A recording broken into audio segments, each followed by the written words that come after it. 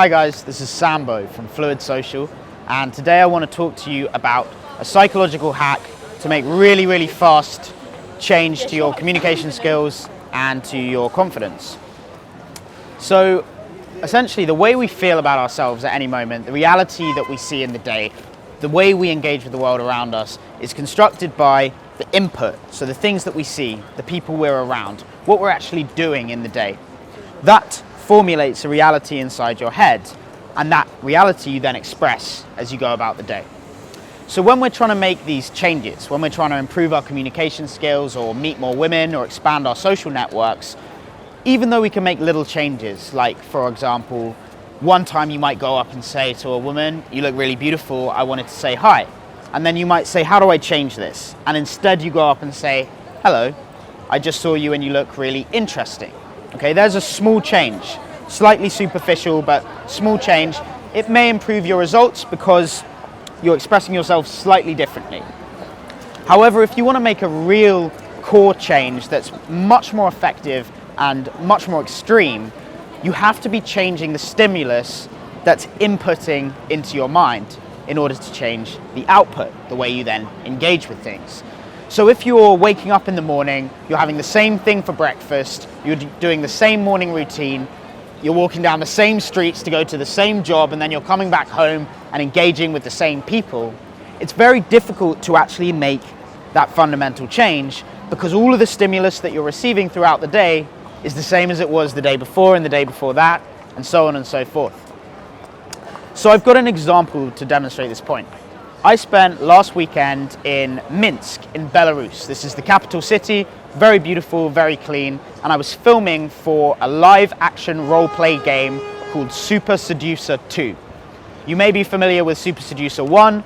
It was quite controversial, and the guy that created it, who is called Richard LaRuina, or Gambler from the book The Game, he did a controversial interview with Piers Morgan in which he talked about how he believed that English women are fat and entitled. Now this is a very difficult point to defend, and so the media sort of jumped on him and backed him into a corner and really bit hard at him. It's like saying somebody can't take criticism. It's very difficult to come back from that. Yeah. So you haven't got an answer for it, that's great. I haven't got an answer about being entitled and overweight. You don't? Well, no, I think being entitled is blaming your lack of relationship success on an entire nation of women. I was very successful in England, very successful, but I noticed that every time I saw a beautiful woman and went to talk to her, "Where are you from?" "Oh, Sweden." "Oh, Russia." There's "Oh, no the beautiful Ukraine." women in the UK. No, there are, I for think sure. that's A lot racist. of them are foreign in London, and it's just comparatively, there are way more in Russia. I think you're just peddling like a really dangerous, like stereotypical view of beauty that is just so damaging for women and men. Complain to Victoria's Secret. You know, if you like those kind of women, then that's what you'll find in Russia. If you don't like that kind of women, then of course I complain meet to an guys underwear that shop? have all kinds of different tastes, right? I meet guys that have tastes that don't coincide with mine at all, and that's fine.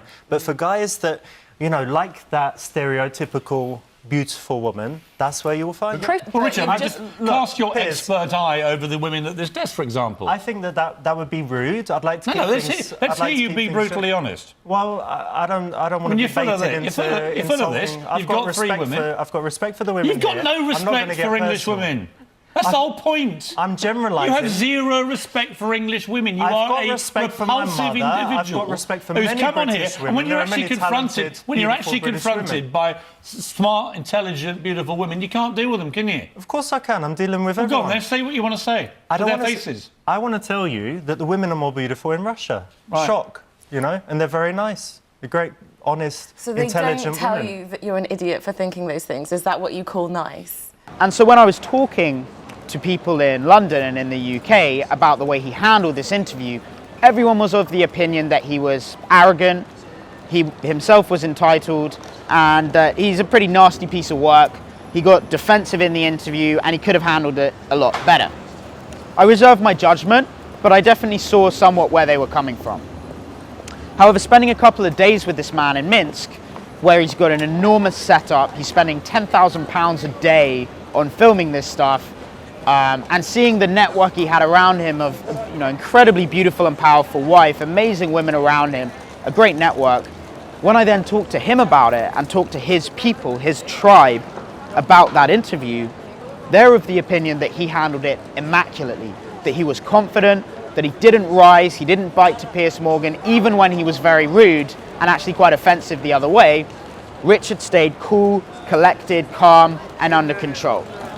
His tribe actually view him as a sort of hero figure who's rescuing guys from the trappings of this, you know, Western liberal culture where men are sort of demonized and told that they shouldn't be going out talking to women and expressing themselves clearly. They had a totally different opinion.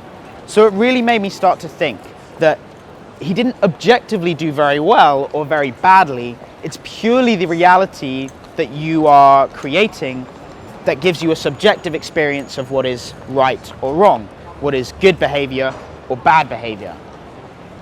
So what I've learned from traveling to Minsk, to Poland recently, Latvia, Belarus, Rio de Janeiro, and all these other places is that there are social and cultural norms that influence your behavior. There are expected ways to behave in each of these cultures that are very different.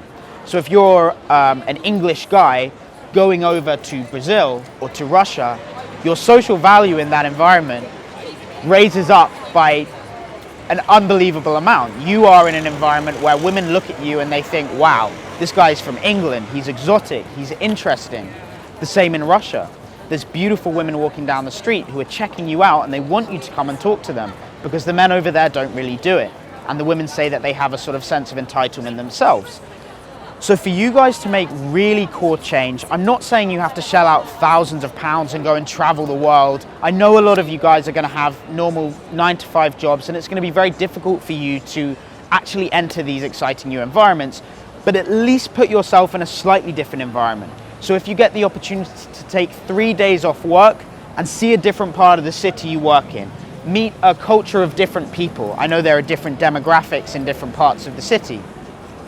But to make this core change to your reality, to have a balanced perspective of the way you should be behaving and not one that's influenced by the microculture of the place where you live and you know so well, you've really got to visit these other places. So for this reason, I am not going to be coaching in London much at all this year. I'm going to be back for maybe 3 weeks before the end of December now. And the rest of the time is going to be spent in these amazing new locations, teaching guys in a place where you're going to get an entirely new perspective on this stuff and make the real core change.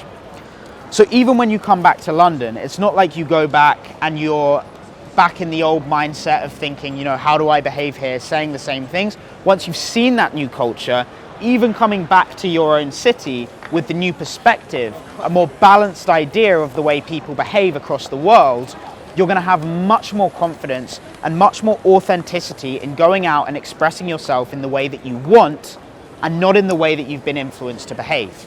So for more information on any of the trips and the boot camps and the residentials that we're doing abroad, click on the link below, the Project Social channel, where you can find out more information, contact us, and really make this core change that it takes to be the most confident version of yourself when you're approaching women in the day and building your social networks. This has been Sambo from Fluid Social. I will see you all in the next video. Peace out.